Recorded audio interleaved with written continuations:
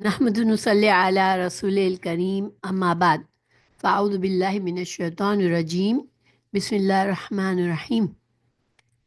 हम इमाम नबवी की किताब पढ़ रहे हैं और हदीस नंबर 11 पर हैं।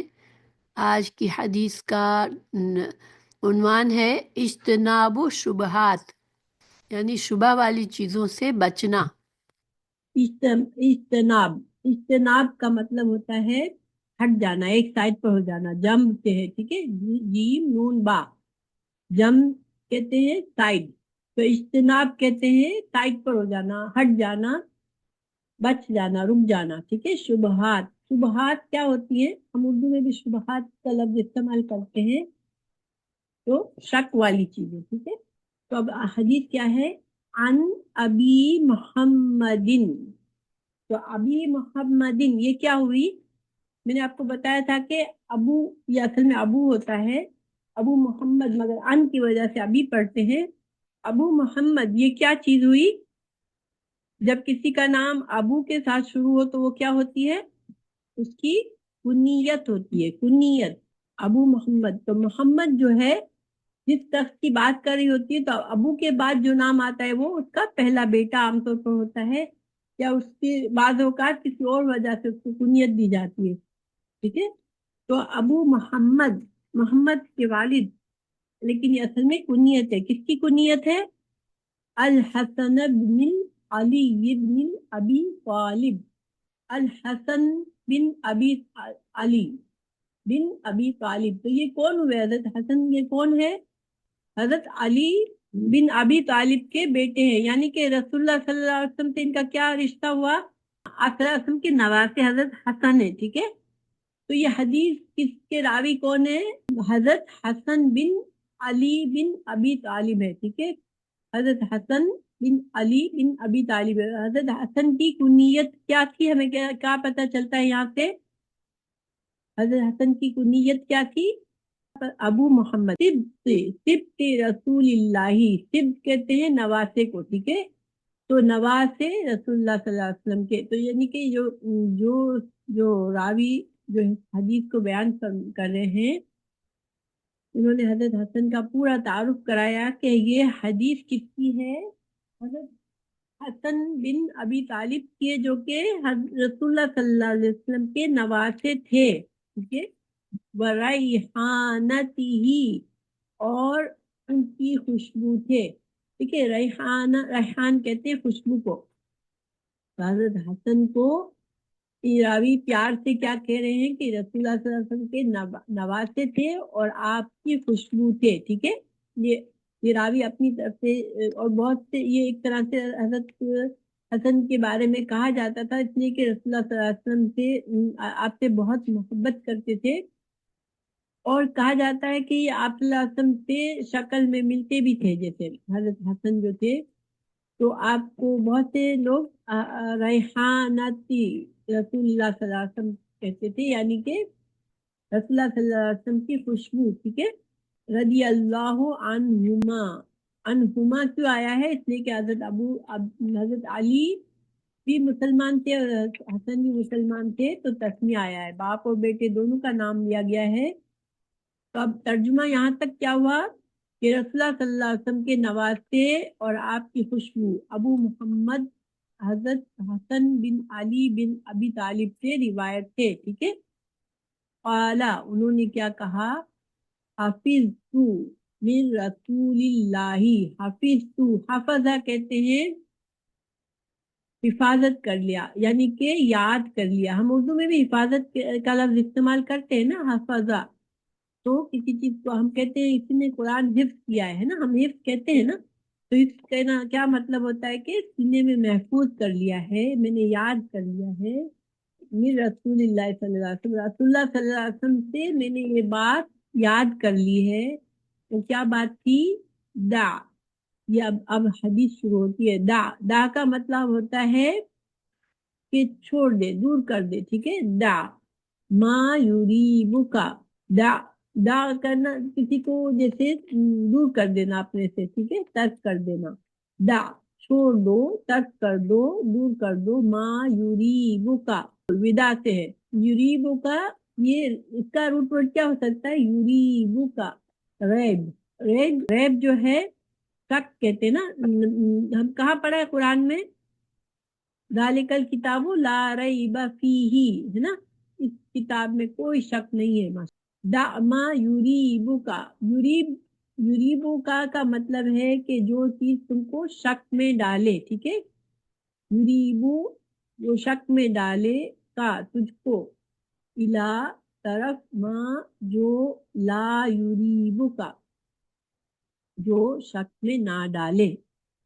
اب ترجمہ پورا کیا ہوا کہ اس چیز کو چھوڑ دے انسان جو شک والی ہو، اور اس کو لے لے جو اس میں شک دور ہو جائے، ٹھیک ہے، جس میں شک نہ ہو اس کو لے لے، اور جس میں شک ہو اس کو چھوڑ دے۔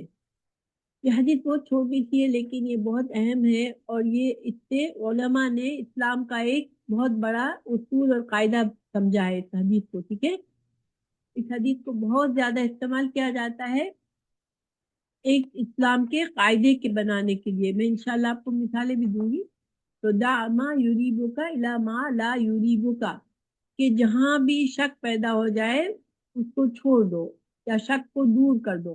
دیکھیے دو باتیں ہو سکتی ہیں، شک، ایک کام میں شک ہے تو اس کام کو چھوڑ دو، کچھ اور کام کرو جس میں آپ کو شک نہیں ہے، یا پھر جو شک ہے تو پھر انتظار کرو، شک کو پہلے دور کرو اور پھر وہ کام کرو، ٹھیک ہے۔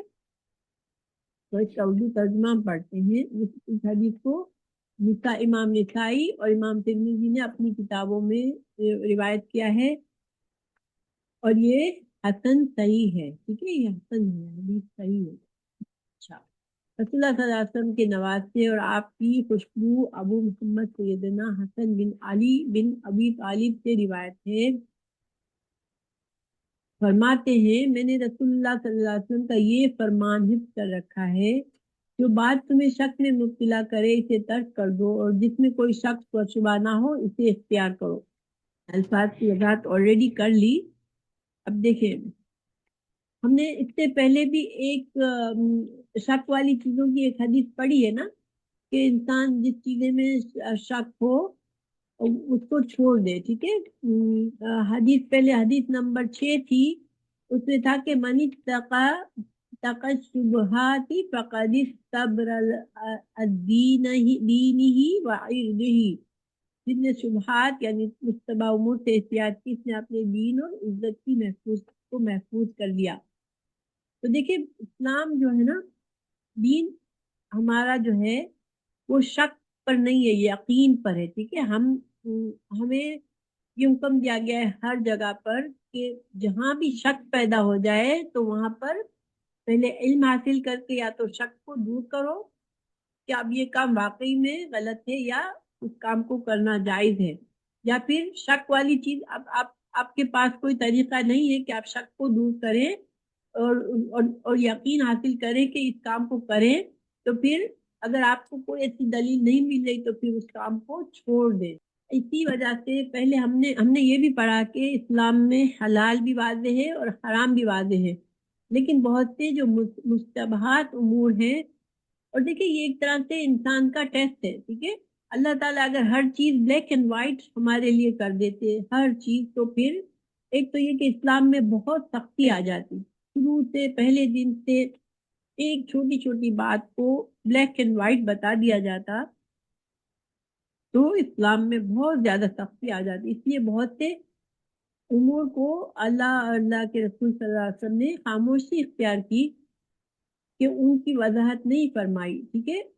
تو یہ ایک طرح سے اس میں ہمارا فائدہ بھی ہے کہ اس میں ہمارے لیے دین میں وسعت بھی آ جاتی ہے، اس سے کہ ایک کام کو کرنے کے کچھ طریقے، پھر علماء اس پر پھر ریسرچ کرتے ہیں اور اس پر فتاوی دیتے ہیں، اور ان کی ریسرچ کی وجہ سے ہمارے لیے وسعت آتی ہے اور ہم ان پر عمل کر کے ہمارے لیے آسانی ہو جاتی ہے۔ تو ایک تو یہ بھی فائدہ ہوتا ہے مشتبہات کا، اور دوسرا مشتبہات آزمائش بھی ہے کہ اللہ سبحانہ تعالیٰ دیکھتے ہیں کہ میرے بندے کی اصل نیت کیا ہے، ٹھیک ہے۔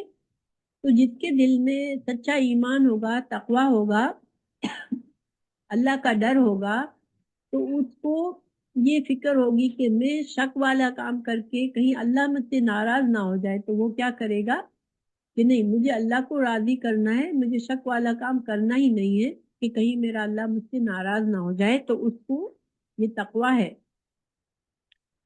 اب ہمیں اس میں پہلے بھی بتایا گیا تھا کہ ایک چراگاہ ہے جو اللہ کی چراگاہ، اس کے حلال و حرام ہے۔ جب انسان بہت زیادہ شک والے کام کرتا ہے کہ حلال، اس کو شک ہے کہ پتہ نہیں حرام ہے یہ کام یا حلال ہے، پھر بھی کرتا ہی رہتا ہے لاپرواہی سے، تو ہو سکتا ہے کہ وہ اللہ کو ناراض کر بیٹھے اور گناہوں کو شیطان کے لیے دروازہ کھول دے کہ شیطان اس پر حاوی ہو جائے اور پھر وہ نیکیوں سے محروم ہو جائے۔ تو اس لیے ہمیں، کیونکہ دیکھیں جتنا ہمارے اندر تقویٰ ہوگا نا، شیطان اتنا ہی کمزور ہوگا ہمارے پاس۔ اللہ تعالیٰ نے فرمایا کہ میرے بندے جو ہے اس پر شیطان سے کہا کہ میرے بندوں پر تیرا کچھ زور نہیں چلے گا، ٹھیک ہے؟ تو اللہ کے جو نیک بندے ہیں وہ اللہ کا تقویٰ کرتے ہیں اور وہ اللہ سے ڈرتے ہیں، تو شیطان ان سے ڈرتا ہے کہ نہیں، میں اس بندے کو میں کچھ نہیں کر سکتا، اس کا ایمان اتنا مضبوط ہے۔ آپ نے سنا ہوگا حضرت عمر کو رسول اللہ صلی اللہ علیہ وسلم نے فرمایا تھا کہ جب عمر آتا ہے تو شیطان بھاگ جاتا ہے۔ حضرت عمر بن خطاب کا وہ حال تھا کہ وہ اتنے اسٹرکٹ تھے دین کے بارے میں کہ شیطان بھی ان سے ڈرتا تھا کہ وہ بھاگ جاتا تھا۔ تو سبحان اللہ، اللہ تعالیٰ ہماری حفاظت، اللہ سبحانہ تعالیٰ فرماتے ہیں اگر ہماری نیت ایسی ہے کہ نہیں، مجھے کسی طرح اللہ کو ناراض نہیں کرنا، تو پھر اللہ تعالیٰ تقویٰ جو ہے ہمارا ہتھیار ہے اصل میں، ٹھیک ہے؟ اللہ کا جو ڈر ہے وہ ہمارا ہتھیار ہے۔ اگر ہم شک والی چیزوں میں پرواہ نہیں کریں گے، دیٹ مینس کہ ہم کو اللہ سے بہت ڈر نہیں لگتا، ہم سوچتے ہیں کہ ٹھیک ہے اب کیا ہے، واضح حلال تو نہیں ہے، واضح حرام تو نہیں ہے، تو ہم کر لیتے ہیں، تو کیا ہے، اس کا مطلب ہے کہ ہم کو اتنا زیادہ پرواہ نہیں ہے کہ اللہ ناراض ہو سکتا ہے ہم سے، تو ہم کو دھیان رکھنے کی ضرورت ہے۔ پھر رسول اللہ صلی اللہ علیہ وسلم نے ایک حدیث فرمائی، البر حسن الخلق واسم ما حاک فی صدرک۔ شیطان کے اگینسٹ ویپن ہے ہمارا تقویٰ جو ہے، وہ ہم کو قوت دیتا ہے کہ شیطان ہمارے پاس نہ آئے، اور ہم اگر کمزور پڑتے ہیں ہماری خواہشات کے آگے کہ چلو نا کیا ہے، اب شک ہے تو کیا ہے، پکی بات تو نہیں ہے نا، چلو ہم کر لیتے ہیں، تو پھر شیطان کے لیے دروازہ کھل جاتا ہے، پھر وہ ہمیں آہستہ آہستہ پکی بات پر بھی حرام کام کرنے کے لیے خوش کر لیتا ہے، کامیاب کر لیتا ہے۔ جیسے مثال کے طور پر اگر ہم اپنا دروازہ تھوڑا سا کھلا چھوڑ کے سو جائیں، ہم کتنا زیادہ خیال رکھتے ہیں نا، لاک کر کے سوتے ہیں، ہم نے لاک نہیں کیا، ہلکا سا کھلا رہ گیا، ہم سو گئے، تو اگر وہاں سے کوئی چور گزرتا ہے تو اس کے لیے اس کو زیادہ ہمت ہوگی نا کہ ارے اس کا تو دروازہ ہی کھلا ہے، چلو میں چلا جاتا ہوں۔ لیکن دروازہ لاک ہے تو وہ ہمت نہیں کرے گا، ٹھیک ہے، کہ دروازہ توڑے یا کچھ ایسا کرے۔ تو اسی بالکل یہی حال ایمان کا بھی ہے کہ جتنا مضبوط ہم تقویٰ کریں گے اتنا شیطان کے لیے ہم مضبوط ہوں گے، تو اس کو بھگا سکتے ہیں۔ اچھا، پھر اس حدیث میں البر، بر کہتے ہیں، آپ کو پتہ ہے بر کا معنی کیا ہے نا؟ البر کیا ہے؟ نیکی۔ البر نیکی، حسن الخلقی، حسن الخلقی حسن اخلاق ہے، یعنی کہ بہترین اخلاق جو ہے، وہ بہترین طریقے سے کام کرنا ہر چیز میں، وہ کیا ہے؟ وہ نیکی کا نام ہے۔ والاسم، اور گناہ کیا ہے؟ اسم کہتے ہیں گناہ کو، والاسم ما حاک فی صدرک، جو چیز تمہارے دل میں کھٹکے کہ پتہ نہیں صحیح ہے یا نہیں، تو وہ کیا ہے؟ وہ اسم ہے، وہ گناہ ہے جو کھٹکتا ہے۔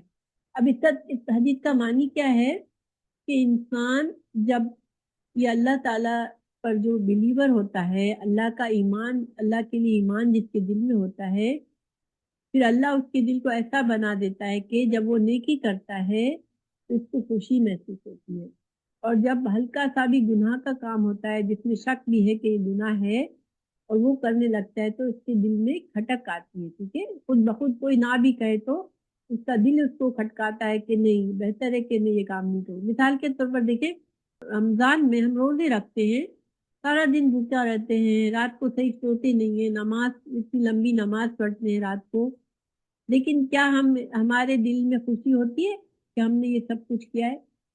ہم حالانکہ تکلیف اٹھا رہے ہوتے ہیں، لیکن کتنی خوشی ہوتی ہے نا جب ہم پورا روزہ کر لیا ہم نے اور رات کو افطار کرتے ہیں مغرب پر اور تراویح کر کے گھر لوٹتے ہیں سونے سے پہلے، تو کتنی زیادہ ہمارے دل میں خوشی ہوتی ہے نا۔ اچھا، اور پھر صدقہ کرتے ہیں۔ دیکھیے صدقہ کیا کرتے ہیں کہ ہم اپنے مال میں سے اٹھا کے کسی کو دے دیتے ہیں۔ اب صدقہ کرنے کے بعد کیا انسان کو افسوس ہوتا ہے ہائے میرا مال چلا گیا، یہ میرا اتنا نقصان ہو گیا؟ کبھی ایسا ہوتا ہے صدقہ کرنے کے بعد؟ نہیں، کبھی نہیں ہوتا، انسان کو خوشی ہوتی ہے۔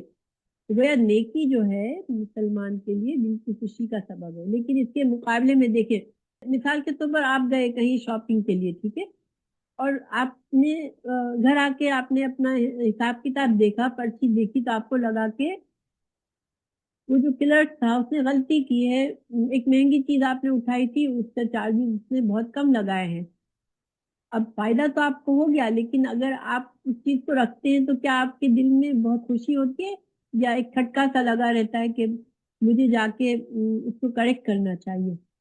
ہوتا ہے نا، کھٹکا سا فیل ہوتا ہے نا کہ یہ تو اس کی غلطی ہو گئی، تو ہمیں غلطی سے اس نے قیمتی چیز اٹھا کے دے دی، کم پرائز بھی، حالانکہ ہمارا فائدہ ہو رہا ہے، لیکن ہمارے اندر ایمان ہم کو بے چین کرتا ہے کہ نہیں، ہم بہتر ہے کہ جا کے اس کو کریکٹ کریں۔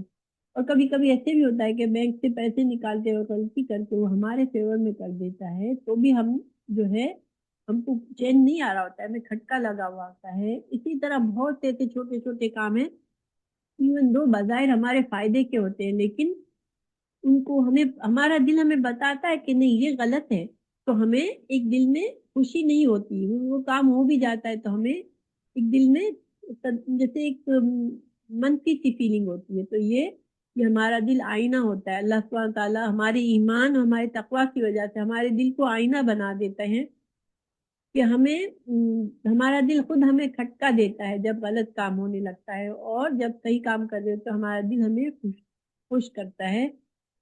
تو رسول اللہ صلی اللہ علیہ وسلم نے کے پاس یہ صحابی آئے اور انہوں نے کہا، حضرت وابد صاحب، کہ آپ صلی اللہ علیہ وسلم سے کہا کہ مجھے آپ بتائیں کہ نیکی کیا ہے، ٹھیک ہے، تو آپ اور گناہ کیا ہے۔ اس صحابی نے کیا پوچھا کہ یا رسول اللہ صلی اللہ علیہ وسلم، مجھے بتائیں کہ نیکی کیا ہے اور گناہ کیا ہے۔ آپ صلی اللہ علیہ وسلم نے کیا فرمایا کہ اس صحابی کے سینے پر ہاتھ مار کے کہا کہ اپنے دل سے پوچھ لو، ٹھیک ہے۔